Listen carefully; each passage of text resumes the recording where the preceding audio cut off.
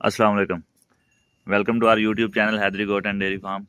आज ये देखें, ये हमें मिला है कबूतर और इसे हुई हुई है स्फीयर किस्म की एलर्जी। पाँव देखें इसके, ये देखें।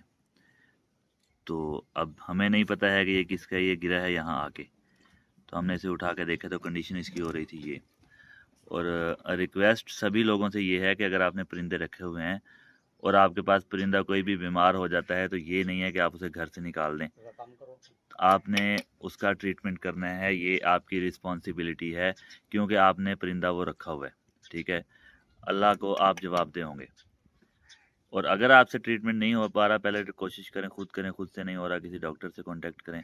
अगर फिर भी आप ट्रीटमेंट नहीं कर पाते हैं तो आप कोशिश करके वो परिंदा हमारे तक पहुंचा दें। अगर अल्लाह ने उसकी ज़िंदगी रखी बचाई हुई है, हम नसीब में है उसके और जीना, तो हम पूरी कोशिश करेंगे कि वो ठीक हो जाए। ट्रीटमेंट करेंगे। अल्तिफा कबूतर पूरा दिखा।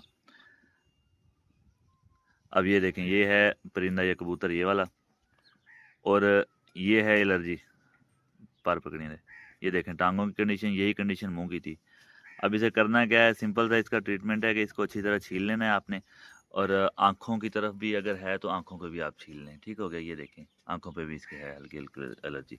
जहाँ जहाँ भी एलर्जी है, ये आप इसको छीलने के बाद इसे ये टिंक्चर लगा दें, बेंजीन टिंक्चर। ठीक है, ये हो आपके पास, इसका रिज़ल्ट अच्छा आता है।